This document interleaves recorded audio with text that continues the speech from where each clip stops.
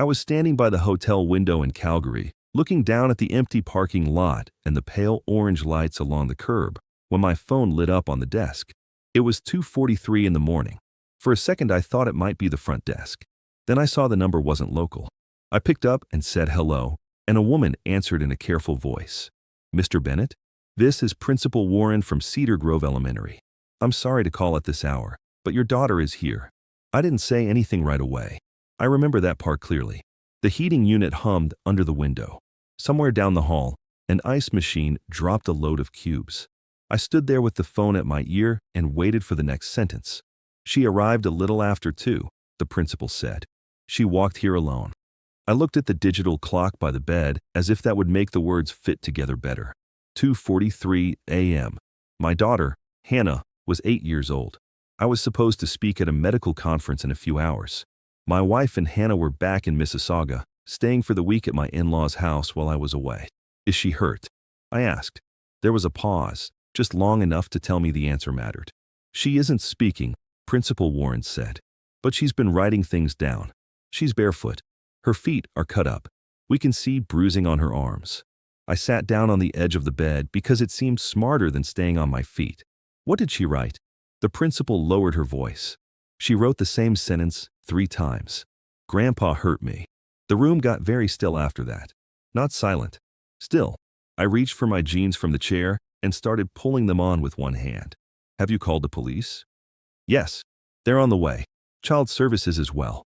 I called you first because she asked for you, and because I haven't been able to reach your wife. That landed differently than everything else. You called Claire 3 times. I stood up again. "I'm coming home." "Mr. Bennett," she said, very gently.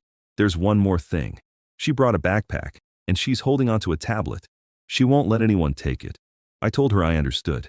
Then I ended the call and dialed Claire. Voicemail. I called again. Same result. Then the house phone at her parents' place. It rang until it stopped. No answer. I called my father-in-law, Edward Mercer. He answered on the first ring. His voice was clear. "Awake. Too awake." "Michael," he said, "do you know what time it is? Where's Hannah?" There was no greeting on my end. No point in one.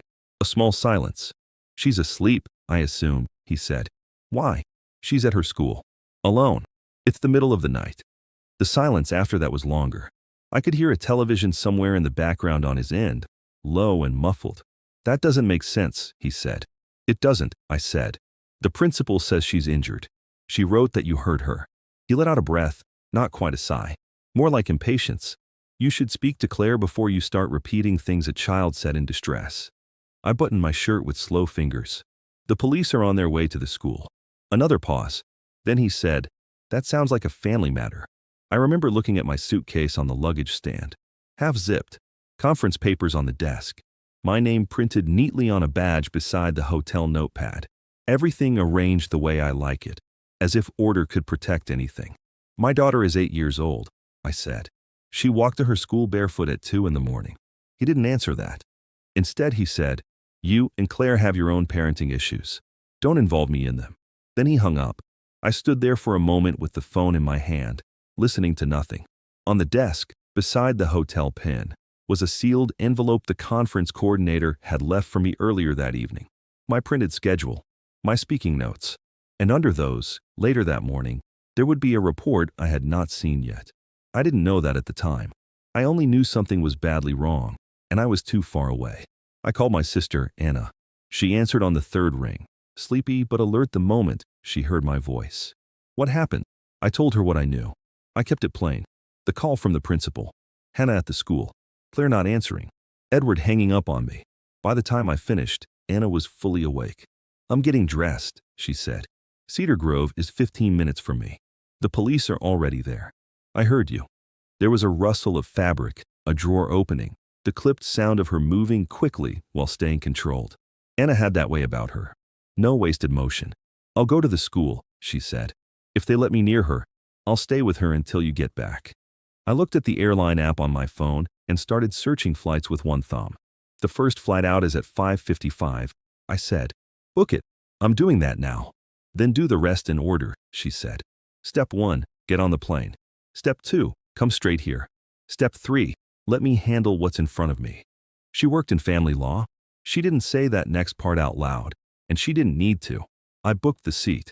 Last one in business class. I didn't care what it cost. Then I called Claire again. Voicemail. I sent a text. Call me now. Hannah is at school. Police are involved. No response. I called my mother-in-law, Elaine. No answer there either. The hotel room smelled faintly of dry laundry and stale coffee. The curtains were still open.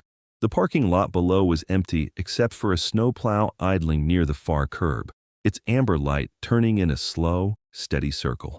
I packed without really thinking about what I was putting in the bag. Laptop, charger, shirt, toothbrush, notes I would never use. Anna called back while I was zipping the suitcase. I'm outside the school, she said quietly. There are 2 police cars here. A social worker just arrived. Can you see Hannah? Not yet. I closed my eyes for a second. How bad is it? Anna was quiet. When she spoke again, her voice had changed. Michael, just get home. I held the phone tighter. Anna, I said I'll call you back. Then she lowered her voice even more, as if she had turned away from someone nearby. And don't call Edward again. Not tonight. The line went still. I put the phone face down on the desk. Then I waited. The airport was almost empty when I arrived. Early flights have a particular quiet to them. The kind that isn't peaceful, exactly. More like the pause before a long day begins. The coffee shop lights were on, but the chairs were still stacked on half the tables. A floor cleaner hummed slowly across the tiles near security. I moved through the line without much memory of it. Boarding pass. ID. Bag on the belt. Routine has a way of carrying you forward when your mind can't quite keep up. By the time I reached the gate, the sky outside the windows had just begun to lighten. That dull gray blue you see before sunrise. I sat down near the window and checked my phone again. No message from Claire. No call. But there was a text from Anna. She's with me now. I exhaled slowly and read the rest. Police were careful. Child Services is involved. I'll explain everything when you land. A moment later my phone rang. Anna again. I answered immediately. I've got her, she said. I could hear soft movement in the background. A door closing somewhere. Someone speaking quietly down a hallway. Is she okay? I asked. She's safe, Anna said.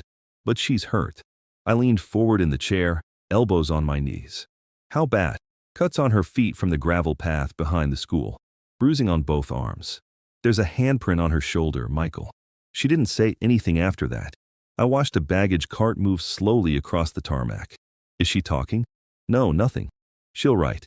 I closed my eyes for a moment. What did she write to you? Anna took a breath before answering. She wrote that Grandpa gets angry when she cries. A pause. And that he locked her in the storage room in the basement. I pictured the house immediately. Edward's house had a finished basement except for one room in the back where they kept tools, old boxes, and winter equipment. Concrete floor. No carpet. No heater vent. The cold room, I said quietly. Yes. How long? She wrote, for hours. The boarding announcement began in the background at my gate. People around me started gathering their bags. Where's Claire? I asked.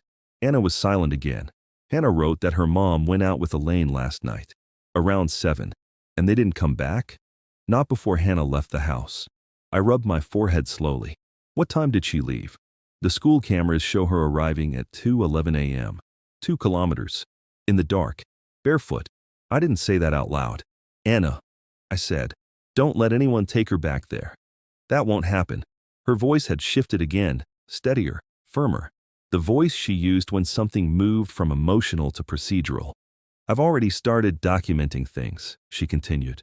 Photos of the bruising. Copies of the notes she wrote. The officers filed an initial report. Good. And Michael? Yes. She had her tablet with her. The principal mentioned that. She's been recording voice notes. That made me sit up straighter. Recording what? Anna lowered her voice again. She said she started doing it because she was scared something bad might happen and she wanted someone to know. I felt something in my chest tighten in a way that didn't quite become anger. More like a quiet pressure. My 8-year-old daughter, I said slowly, was making evidence. Yes. The boarding line was moving now. Send them to me? I said. I will. I stood up with the rest of the passengers. Anna, I'm here. Thank you. You can thank me when this is finished. The line moved forward a few steps. And Michael, she added, when you get on the plane, listen to the recordings. But do it somewhere private. That sentence stayed with me longer than the others. I understand. We hung up. I boarded the plane, found my seat, and sat down by the window. The cabin lights were soft and warm. Someone nearby was already asleep with their jacket over their head. The flight attendant passed quietly through the aisle, checking overhead bins. Normal morning movements. My phone buzzed once. Anna had sent a folder, 12 audio files, and photographs of Hannah's notes. I opened the first picture. The paper was a sheet torn from a school notebook. Pencil writing. Careful letters. Grandpa gets mad when I cry. The second note. He says I am too loud. The third one. He put me in the cold room again. The plane began pushing back from the gate while I stared at the screen. A few seconds later, another message appeared from Anna. There's something else. I waited. Hannah recorded video too. The aircraft turned slowly toward the runway. I typed back. Send it. 3 dots appeared. Then the file arrived. Anna's message came right after it. Michael, before you watch it, just be prepared. The engine started to rise in pitch. I looked down at the screen. Then I put the phone face down on the tray table and waited for the plane to reach cruising altitude. The plane leveled out somewhere above the clouds. The cabin lights dimmed a little once the seatbelt sign turned off. A few people opened laptops. Someone across the aisle unwrapped a sandwich. The quiet hum of the engine settled into the background like a steady piece of machinery. I lifted the phone from the tray table and opened the first audio file. For a second there was nothing but a soft rustling sound. Then Hannah's voice. Small. Careful. It's Tuesday, I think. She paused like she was trying to remember something important. Grandpa said I can't have dinner because I spilled my juice. Another pause. I said sorry, but he said sorry isn't good enough. The recording ended. I didn't move for a few seconds. Then I opened the next one. Grandpa grabbed my arm today, Hannah whispered. It hurts. I could hear a faint sound in the background. Maybe a door closing somewhere in the house. There's a bruise that looks like fingers, she said. I showed Mommy, but she said I bruise easy and to stop being dramatic. The recording clicked off. The third file was longer. Her voice sounded thinner in this one. He locked me in the cold room again. A quiet shuffling sound followed. I've been here since dinner. It's really cold. She paused again, breathing softly. I can't feel my toes. Then another pause. If somebody finds this, please tell my dad I tried to be good. The file ended there. I closed my eyes. Across the aisle, the man with the sandwich was watching a movie. The flight attendant rolled a cart past our row. Someone asked for orange juice. Normal sounds. Normal morning. I opened the video Anna had sent. The image was dim and slightly tilted, as if the tablet had been placed behind something. A shelf maybe. Books in the foreground. A timestamp in the corner showed 11:42 p.m. 2 voices were in the room. Edward's voice came first. Sharp. And she'll stay down there until she learns. Another voice answered, Elaine. Edward. She's been down there for hours. She's manipulative, he said. She does this for attention. She's 8. She's a burden, he replied calmly. Claire made that mistake years ago. Now we're all expected to deal with it. There was a soft movement in the room. Elaine again, quieter now. I'm going to check on her. You'll do no such thing. A short silence. Then Edward spoke again. Let her sit in the cold a little longer. It might build some character. The video ended. I stared at the tray table for a long time after that. Not angry. Not yet. Just clear. The kind of clarity that arrives when something stops being confusing. My phone buzzed again. Anna. I answered quietly. I watched it. I figured you would. How many videos are there? 12. From when? The earliest one is 3 weeks ago. I looked out the window. The clouds stretched below us like a pale field. She hid the tablet. Anna continued. Behind books in the living room. It uploads automatically to the cloud. Smart girl. Very smart. Anna. I said. Did the police see them? Yes. And child services? Yes. Good. I leaned back in the seat and thought for a moment. Step 1, I said quietly. Anna waited. Medical documentation for the bruises. Already arranged, she said. Step 2. Preserve the recordings. Multiple copies. I've backed them up twice. Step 3, I said, legal counsel. Anna made a small sound that almost resembled a quiet laugh. You're about 20 minutes behind me. What do you mean? I already called someone. Who? Daniel Park. The name was familiar. He was one of the most respected family attorneys in the Toronto area. Careful. Methodical. Known for building cases that didn't fall apart under pressure. He agreed to meet you tomorrow morning, Anna said. Good. There was a small pause.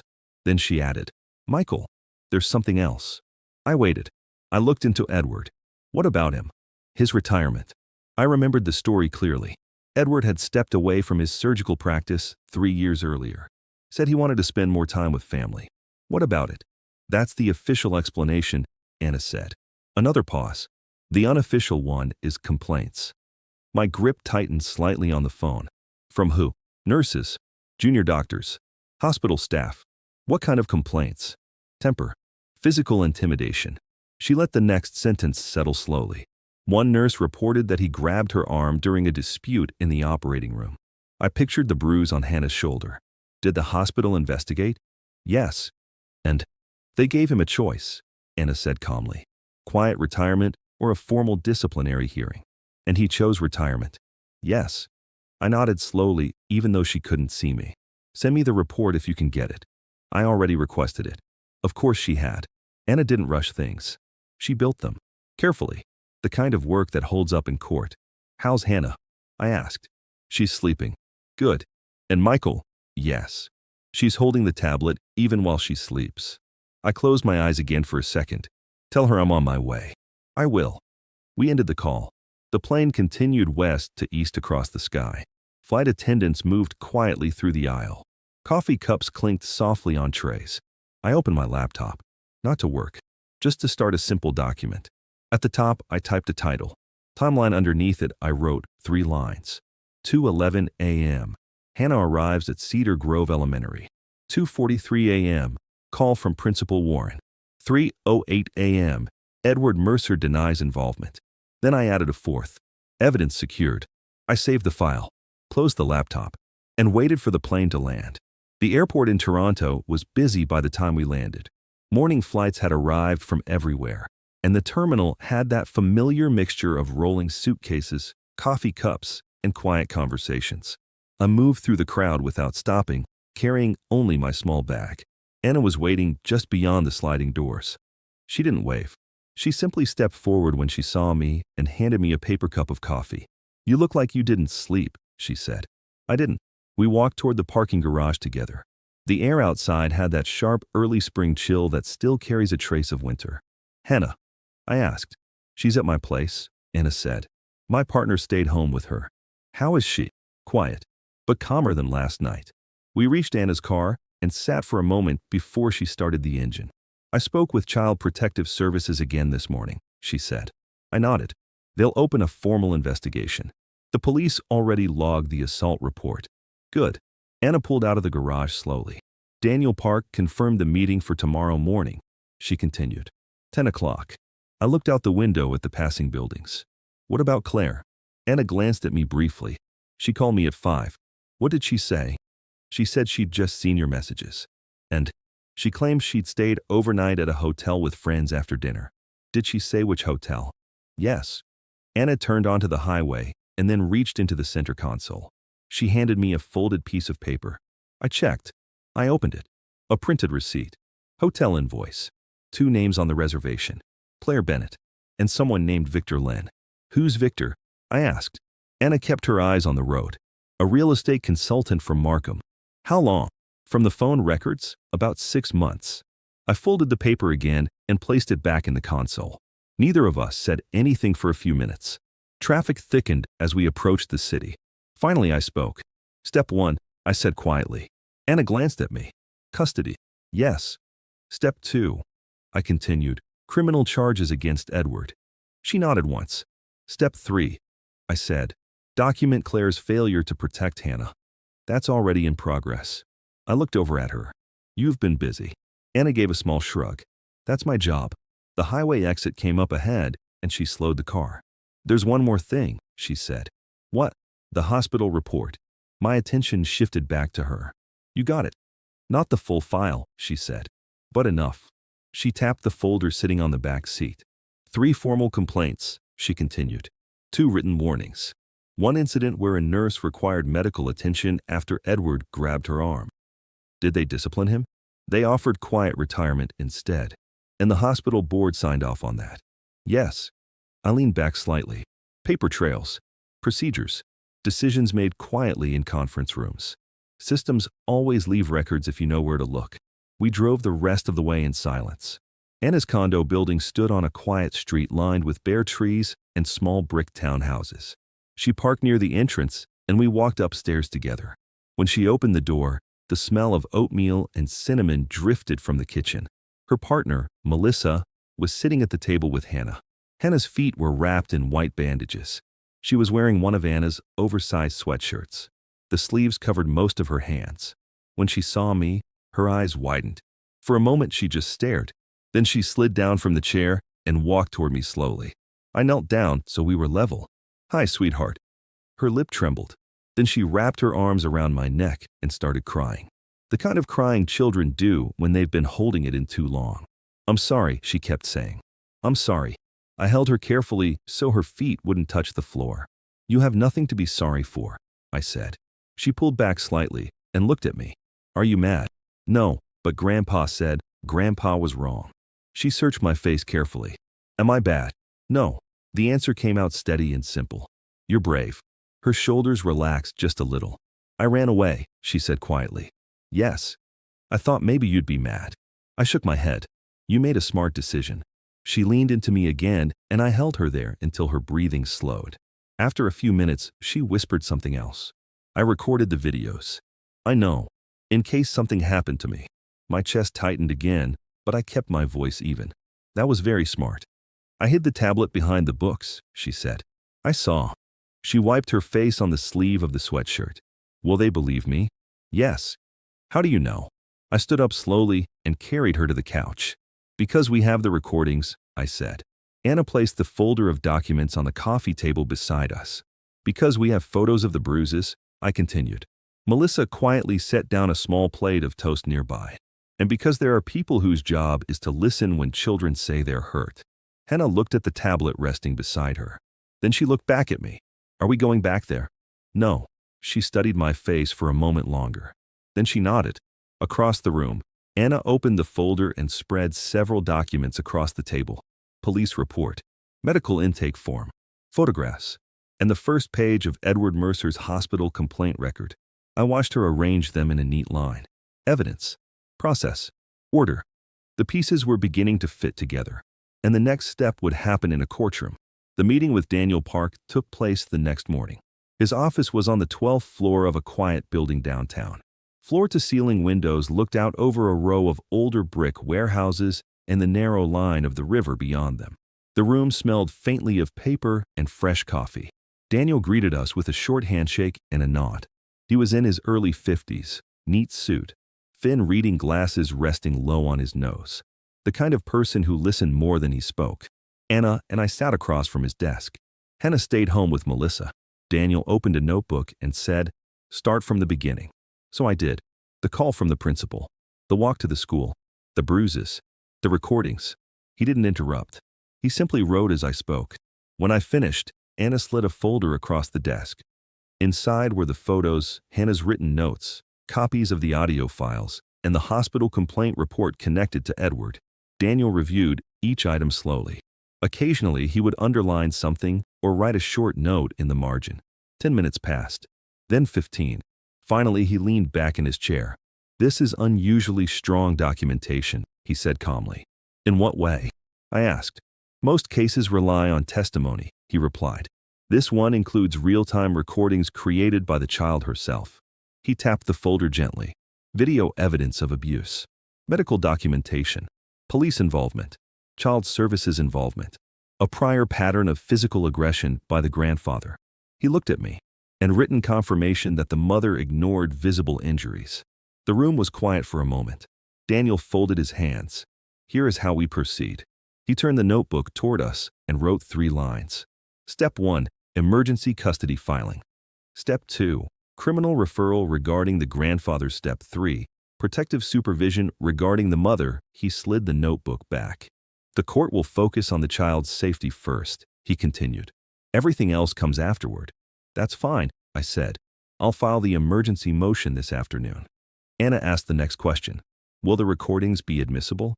Daniel nodded. "They were created inside the home where the child lived. They document direct conduct. They will carry significant weight. He closed the folder. One more thing. I waited. The mother will likely appear with legal representation, he said. Her position will probably be that she didn't understand the severity of the situation. Anna made a quiet sound that wasn't quite a laugh. Daniel continued. The court will decide whether that explanation is credible. The meeting lasted another 30 minutes. By the time we left, the process had already started. Paperwork filed. Evidence submitted. Court date scheduled. The hearing was set for 3 weeks later. Claire contacted me that evening. Her number appeared on my phone while I was sitting in Anna's living room reviewing the police report again. I let it ring once. Then I answered. Michael, she said immediately, her voice strained. I just heard what's happening. My parents told me the police came to the house. Yes. I didn't know it was this serious. I didn't respond right away. In the background of the call, I could hear traffic. She was probably driving. Hannah is safe? I said finally. I want to see her. That won't happen right now. Michael, the court will decide when that happens. Silence. Then she spoke again, quieter. My father would never hurt her like that. I picked up the tablet from the table beside me. Claire, I said calmly. I watched 12 recordings of him doing exactly that. She didn't answer. I continued. The police have them. Child Services has them. Our attorney has them. Another silence. Then her voice broke slightly. She exaggerates sometimes. I kept my tone steady. One recording shows Hannah telling you she has bruises. Claire said nothing. You told her she bruises easily, I said. I didn't realize. The video is clear. The line went quiet again. Then Claire said something softly. I made mistakes. I looked down at the documents spread across the table. Yes, I said. I want to fix this. That's not something you fix quickly. Another pause. Then she asked the question I had been expecting. Are you trying to take Hannah away from me? I answered carefully. No, what are you doing then? I'm making sure she's safe. Claire didn't speak again for several seconds. Finally, she said, my lawyer will contact yours. That would be appropriate. The call ended there. I placed the phone back on the table. Anna was standing near the kitchen doorway, listening quietly. Well, she asked. She's hired a lawyer. Anna nodded once. Expected. She stepped over to the coffee table and looked down at the organized stack of documents. Everything was labeled now. Police report, medical photos, video transcripts, hospital complaint records. The kind of order that doesn't happen by accident. 3 weeks, Anna said. Yes. She closed the folder gently. Then the court decides. And we waited. The hearing took place on a quiet Tuesday morning. Family courtrooms are smaller than people imagine. No dramatic benches or high ceilings. Just rows of wooden seats, a raised desk for the judge, and a quiet rhythm of files being opened and closed. Anna sat beside me. Daniel Park sat on my other side with 2 organized folders in front of him. One held the custody motion. The other held the evidence. Across the room, Claire sat with her attorney. She looked composed. Hair neatly tied back. Dark blue jacket. The kind of calm appearance people practice before something difficult. Edward Mercer was not present. He was already dealing with a separate criminal investigation by that point. The judge entered quietly. Justice Eleanor Harris. She greeted the room, reviewed the file in front of her, and then looked up. Mr. Park, she said, you may begin. Daniel stood. He spoke without raising his voice. No dramatic language. Just facts. Your Honor, this motion concerns the safety of an 8-year-old child, Hannah Bennett. The evidence we are presenting includes video recordings created by the child documenting physical abuse, medical photographs of injuries, a police incident report, and witness testimony from school officials. He placed the first folder on the clerk's desk. These recordings were captured over a period of several weeks inside the home of the child's maternal grandparents. The judge opened the folder and began reviewing the contents. The room stayed quiet except for the soft turning of paper. After a moment, she looked toward Claire's attorney. Has your client reviewed this material? Yes, Your Honor. Does she dispute its authenticity? The attorney hesitated slightly. No, Justice Harris nodded once. Daniel continued. The recordings show the maternal grandfather striking the child, grabbing her arms with sufficient force to leave visible bruising, and confining her to an unheated basement storage room for extended periods. He paused. In addition, the child attempted to report these injuries to her mother, who dismissed them and continued leaving the child in the same environment. Across the room, Claire lowered her eyes. Justice Harris turned another page. Mr. Park, she said calmly, how many recordings are included? 12, Your Honor. And these were preserved by law enforcement? Yes. The judge nodded again. Claire's attorney stood next. He spoke carefully. Your Honor, my client acknowledges that she should have been more attentive to her daughter's concerns. However, she believed the grandfather's actions were disciplinary rather than abusive. Justice Harris looked at him over her glasses. She believed it was acceptable for an 8-year-old child to be locked in an unheated basement overnight. The attorney didn't answer immediately. No, Your Honor. The judge turned another page in the file. The child walked 2 kilometers barefoot in the early hours of the morning to reach her school, she said quietly. That suggests the child believed remaining in that home was more dangerous than leaving it. No one spoke. The judge closed the folder. Mr. Bennett, she said, looking toward me. Yes, Your Honor. Are you currently providing full-time care for the child? Yes. Has she received medical and psychological evaluation? Yes. She has begun therapy. Justice Harris made a brief note on the page in front of her. Then she spoke. The court's responsibility is to protect the child's well-being. She paused before continuing. Based on the documentation provided, the court grants Mr. Bennett full legal and physical custody of Hannah Bennett effective immediately. Claire's shoulders stiffened slightly across the room. Justice Harris continued. Mrs. Bennett will be permitted supervised visitation only, subject to approval by the child's therapist and the Family Services Office. Claire's attorney leaned toward her and spoke quietly. The judge went on. The criminal proceedings concerning Mr. Edward Mercer will proceed separately through the criminal court system. She closed the folder completely. This hearing is concluded. The small wooden gavel touched the desk once. Just a quiet sound. Nothing dramatic, but it settled everything in the room.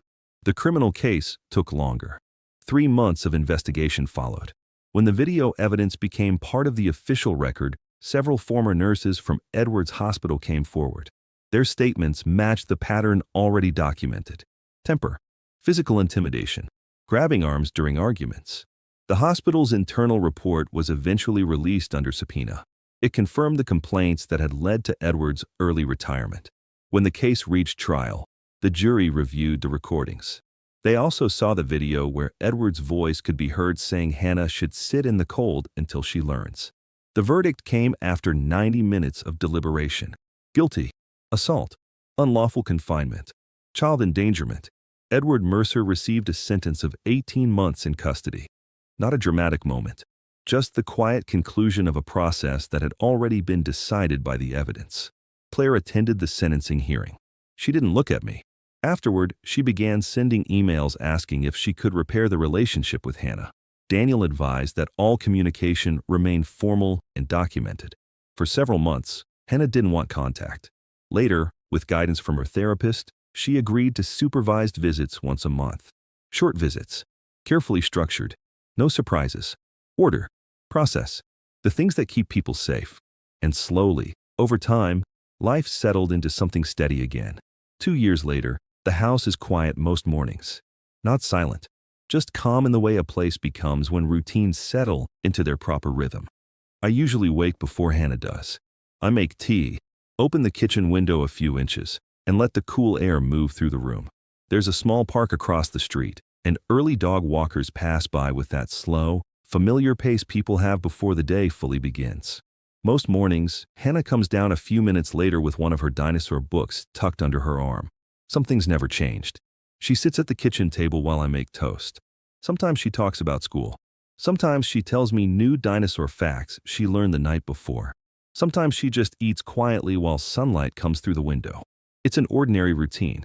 That's the point. Hannah is 10 now. She still meets with Dr. Patel, her therapist, once a month.